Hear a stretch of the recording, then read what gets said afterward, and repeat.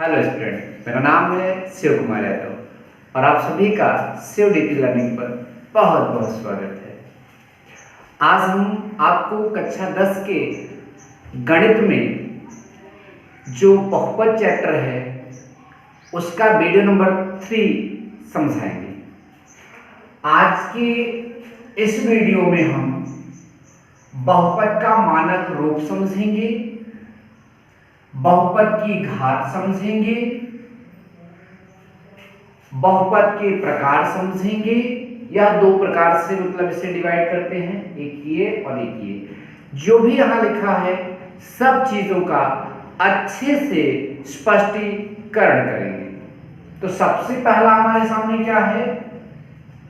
बहुपद का मानक रूप, अंग्रेजी में standard form of an polynomial. क्या है प्यारे बच्चों? बहुपद का मानक रूप, अंग्रेजी में standard form of an polynomial. क्या होता है? डेफिनेशन देखते हैं। बहुपद को चर की घातों के आरोही अथवा अवरोही क्रम में लिखना बहुपद का मानक रूप कहलाता है। इसका मतलब क्या हुआ? तो प्यारे बच्चों, कोई सा बहुपद दिया है तो उसमें जो चर होती है उसकी घात को या तो आरोही क्रम में लिख दीजिए या फिर अवरोही क्रम में लिख दीजिए, तो वो बहुपद का मानक रूप होगा। किसी भी बहुपद में चर की घात को आरोही या फिर अवरोही क्रम में लिख दीजिए तो वो बहुपद मानक रूप में कहलाएगा। अब ये आरोही और अवरोही क्या होता है? किसी भी चीज का बढ़ता हुआ क्रम आरोही मतलब असेंडिंग ऑर्डर, मतलब इंक्रीजिंग ऑर्डर कहलाता है। तो और अवरोही क्या होता है? घटता हुआ क्रम, मतलब डिसेंडिंग ऑर्डर या डिक्रीजिंग ऑर्डर। ठीक, तो यहां पर जो डेफिनेशन लिखी गई एक बार फिर से आप देखिए।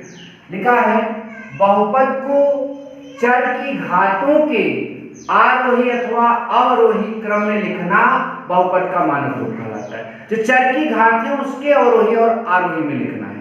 तो देखिए यहां पर दो उदाहरण भी दिए गए हैं। उदाहरण में लिखा है 6y³ - 7y² - 5y + 3। अब इसमें हम यह देख रहे हैं कि चर हमारा क्या है? y। इस बहुपद में चर y है और उसकी यहां घात 3 है, फिर घात 2 है और यहां घात 1 है और इसमें y है ही नहीं। जहां y नहीं होता वहां y की घात 0 समझते हैं। तो आप देखें घात का क्रम देखिए, 3 से 2 फिर 1 फिर 0, मतलब घात जो है वो घट रही है।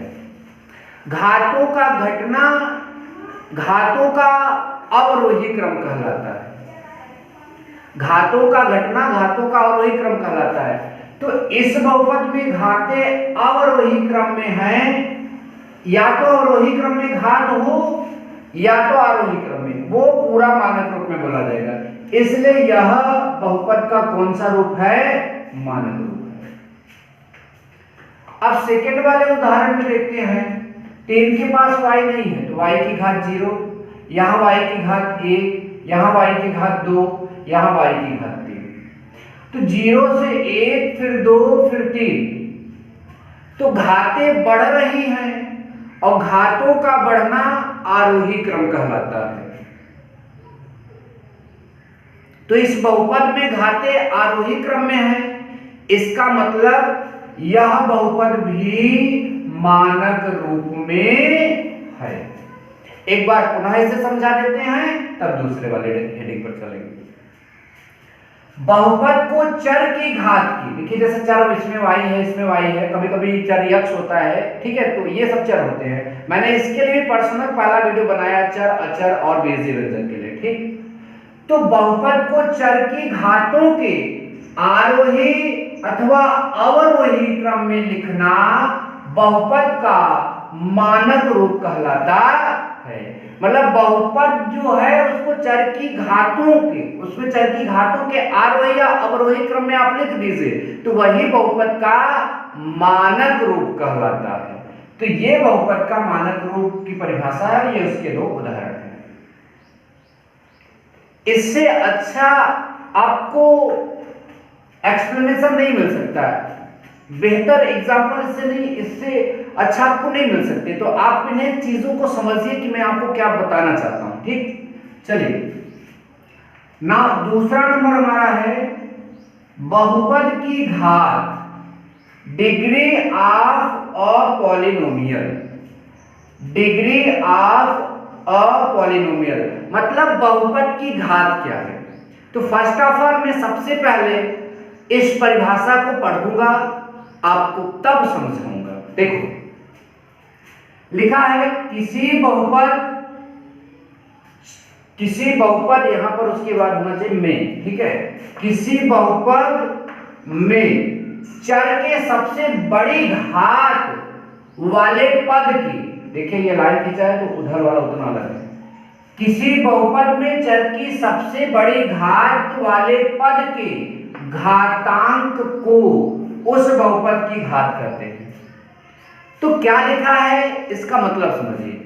एक आपको पॉलिनोमियल दिया जाएगा, एक आपको बहुपद दिया जाएगा, तो आप सबसे पहले उस बहुपद में सबसे बड़ी घात वाला पद सिलेक्ट करिए। ऐसा पद सिलेक्ट करिए कि जिसमें घात सबसे बड़ी हो, और तब उस बहुपद में जो चर में सबसे बड़ी घात होगी वही घात बहुपद की घात कहलाती है। एक बार डेफिनेशन फिर से समझिए। देखिए लिखा है किसी बहुपद में चर के सबसे बड़ी घात वाले पद के घातांक को उस बहुपद की घात कहते हैं, डिग्री कहते हैं। नाउ उदाहरण में लिखा है बहुपद 3x की power 4 minus 5x square plus 7। तो इस पूरे बहुपद में सबसे बड़ी घात वाला पद क्या है? 3x की पावर 4। देखो सबसे बड़ी घात वाला पद ये है, और इसमें चर की घातांक कितनी है? 4। इसलिए मैंने लिखा है इसके बाद बहुपद इसकी घात कितनी हो जाएगी? 4। दूसरा एग्जांपल, इसमें सबसे बड़ी घात वाला पद ये है और इसमें घातांक कितना है? 2। तो इस बहुपद की घात कितनी हो जाएगी? 2। तो ये बहुत इजी भी है। आगे बढ़ने से पहले मैं इन दोनों को फिर से बता देता हूं और फिर इसको मेट कर उसके एग्जांपल से यहाँ लिखने पड़ेंगे। तो मैं इसको एक बार फिर से जल्दी समझा देता हूं। बहुपद को चर की घातों के आरोही अथवा अवरोही क्रम में लिखना बहुपद का मानक रूप कहलाता है। एग्जाम्पल में ये देखिए, ये घातें अवरोही क्रम में, जब घात बड़ी से छोटी होती चली जाती है तो अवरोही होता है, और यहाँ घातें आरोही क्रम में है, इसलिए दोनों मानक रूप में है। या तो अवरोही क्रम में घात लिख दिया जाए या तो आरोही क्रम में, तो बहुपद का स्टैंडर्ड फॉर्म होता है, वो बहुपद का मानक रूप होता है। बहुपद की घात, किसी बहुपद में चर की सबसे बड़ी घात वाले पद के घातांक को उस बहुपद की घात कहते हैं। एग्जांपल्स आपके सामने यहाँ पर हैं। अब मैं इसको मेट दे रहा हूँ और तब इसकी इन सारी चीजों के डेफिनेशन और उसकी एग्जांपल्स में आपको समझाऊंगा। बस आप देखते चलिए, सारी बातें आपको क्लियर जरूर होंगी।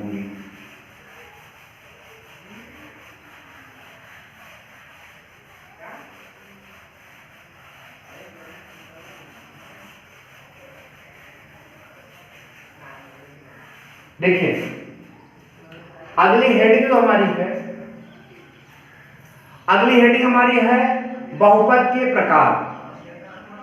अब बहुपद के कितने प्रकार होते हैं? ये दो आधार पर डिफाइन किया जाता है। पहला जो है पदों की संख्या के आधार पर बहुपद कई प्रकार के होंगे, और दूसरा जो है घात की संख्या के आधार पर बहुपद कई प्रकार के होंगे। तो बहुपद के प्रकार जानने के लिए हमें बहुपद को दो बेस पर डिवाइड समझाना होगा। एक पद की संख्या के आधार पर और दूसरा जो है घात की संख्या के आधार पर। तो पद की संख्या के आधार पर बहुपद हमने यहाँ पर लिखे हैं। पहला नंबर है एक पदी बहुपद, दूसरा नंबर है द्विपदी बहुपद, तीसरा नंबर है त्रिपदी बहुपद, फिर है अचर, फिर है शून्य बहुपद। तो इस तरह से पदों की संख्या के आधार पर इतने टाइप्स के बहुपद हो सकते हैं। सबसे पहला नंबर एक पदी बहुपद, मैं कुछ एग्जांपल्स लिख रहा हूं, आप उसे देखिएगा। 3x square, 3xyz, 5x y square z, इन सब में एक पद है। देखिए पद तब होते हैं जैसे किसी पर्टिकुलर पॉलिनोमियल में बहुपद में प्लस करके कुछ और लिखा हो, तो इस इधर वाले को पहला पद और उधर वाले को दूसरा पद बोलते हैं। लेकिन अगर उसमें प्लस करके कुछ और नहीं लिखा है, माइनस करके कुछ और नहीं लिखा है, तो वो एक ही पद हमेशा बोला जाएगा। तो देखिए ये पूरा आपका एक पद है इसमें, ठीक है, इसमें भी पूरा आपका एक पद है और इसमें भी आपका पूरा एक पद है, ठीक। तो ये सभी, अब देखिए ये बहुपद तो केवल x चर में है, ये x y z में भी है, तो ये थोड़ा जटिल बहुपद हो गया। हम केवल एक चर वाले बहुपद को आपको समझा देते हैं, ठीक है, ज्यादा सही रहेगा। तो ये आपका बहुपद हो गया, आपका ये जो है ये पदी बहुपद हो गया, ये एक पदी बहुपद है, ये एक पदी बहुपद है। परिभाषा क्या होगी? वह बहुपद जिसमें पदों की संख्या एक होती है, वह बहुपद जिसमें पदों की संख्या एक होती है, एक पदी बहुपद कहलाता है। सिंपल है। दूसरा द्विपदी बहुपद, जैसे देखिए 5x + 5, ठीक, x² - 4, x³ - 8, इसमें कितने पद हैं? देखो एक पद ये, एक पद ये, द्विपद, एक पद ये, दूसरा पद ये, द्विपद, एक ये और दूसरा ये, इसमें भी द्विपद है। तो ऐसे बहुपद क्या होंगे? द्विपदी बहुपद। परिभाषा, वे बहुपद जिसमें पदों की संख्या 2 होती है द्विपदी बहुपद कहलाता है, ठीक, सिंपल है। तो एक पदी बहुपद हो गया, दो पदी बहुपद हो गया। अब हम पढ़ेंगे तीन पदी बहुपद या त्रिपदी बहुपद। जैसे ये देखिए 5x² + 5 + 6, ये देखिए x³ - 5x² + 5x, कुछ भी लिख सकते हैं। तो ये और ये त्रिपदी बहुपद के एग्जाम्पल होंगे। क्यों? क्योंकि इसमें एक पद, द्विपद, तीन पद, इसमें भी एक पद, द्विपद, तीन पद। तो क्या डेफिनेशन होगी? वह बहुपद जिसमें पदों की संख्या, वह बहुपद जिसमें पदों की संख्या 3 होती है त्रिपदी बहुपद कहलाता है, ठीक, सिंपल है ये। अभी फिर आया अचर बहुपद। सिंपल है, जैसे 5 आपका अचर बहुपद है, 16 आपका अचर बहुपद है, 26 आपका अचर बहुपद है। मतलब ऐसा बहुपद ध्यान देना जिसमें केवल अचर संख्याएं होती हैं, केवल अचर, वो आपका अचर बहुपद होता है, ठीक। संख्याएं हमेशा अचर ही होती है, ध्यान दीजिए। तो ये अचर बहुपद है आपकी। शून्य बहुपद, ऐसा बहुपद जिसमें सभी पदों के गुणांक शून्य हो, जैसे ये 0x² + 0x + 0, ठीक।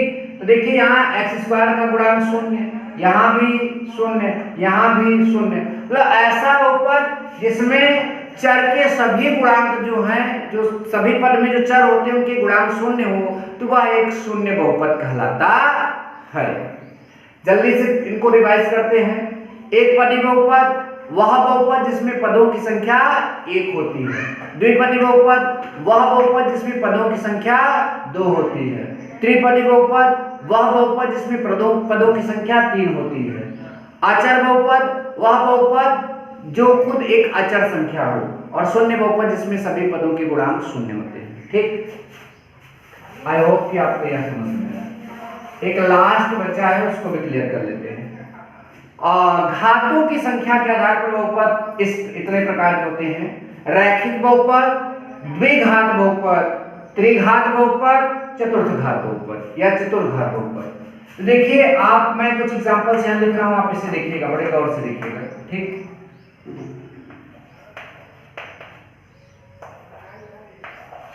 ठीक, इनको देख लीजिए।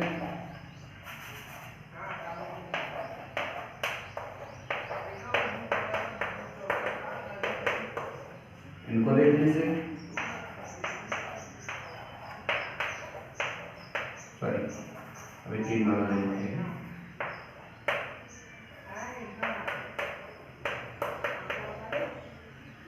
इनको देख लीजिए।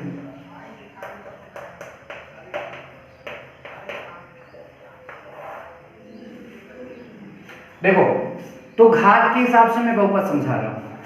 इन दोनों बहुपद में देखिए चर की सबसे बड़ी घात, मतलब बहुपद की घात देखिए, तो बहुपद की घात यहाँ कितनी है, एक, चर में कोई घात नहीं दिख रही, इसमें 1 है, इसमें भी 1, तो वह बहुपद, ध्यान से सुनिए बहुत अच्छे से, वह बहुपद जिसमें चर की घात 1 होती है, चर की अधिकतम घात 1 होती है, वह आपका रैखिक बहुपद कहलाता है। चर की अधिकतम घात 1 होने पर बहुपद रैखिक बहुपद। ये इसके उदाहरण है। द्विघात बहुपद, बड़े ध्यान समझिए, ये भी एक बहुपद है, इसमें एक पद है, उससे फर्क नहीं पड़ता। हमें द्विघात बहुपद, कोई बहुपद द्विघात हो, इसके लिए यह जरूरी है कि उस बहुपद में जो घात है वो कितना होना चाहिए, 2 होना चाहिए, ठीक है। मैक्सिमम जो पावर है उसकी वो 2 होनी चाहिए। पद 1 हो 10 हो, उससे फर्क नहीं पड़ता, घात मैक्सिमम वाली 2 होना चाहिए, ठीक है। ये जो मैक्सिमम वाली घात है वो 2 होना चाहिए, तो एक द्विघात बहुपद है, ठीक। यहां भी देखिए मैक्सिमम घात जो इस बहुपद में है वो 2 है, इसलिए द्विघात बहुपद है। अब द्विघात बहुपद के बाद त्रिघात बहुपद, देखो इसमें पद 1 हो है 2 ठो, उससे नहीं मतलब, लेकिन मैक्सिमम घात 3 ठो है, इस बहुपद में मैक्सिमम घात 3 ठो है, इसलिए यह त्रिघात बहुपद है, सिंपल है। चतुर्घात बहुपद का मतलब इसमें मैक्सिमम घात कितनी है, 4।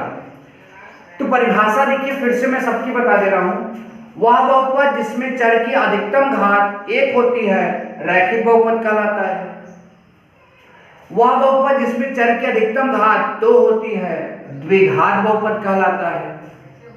वह बहुपद जिसमें चर की अधिकतम घात 3 होती है त्रिघात बहुपद कहलाता है। वह बहुपद जिसमें चर की अधिकतम घात 4 होती है चतुर्घात बहुपद कहलाता है। तो इस तरह से बहुपद के प्रकार समझा दिए गए, बहुपद का मानक रूप समझा दिया गया, बहुपद की घात समझा दिया गया है। और नेक्स्ट वीडियो में अब हम कुछ क्वेश्चंस करेंगे। आज की वीडियो में बस इतना ही। वीडियो अच्छा लगा हो तो लाइक और शेयर करना ना भूलें। चैनल पर पहली बार आए हो तो सब्सक्राइब भी करना ना भूलें। Thank you so much. जय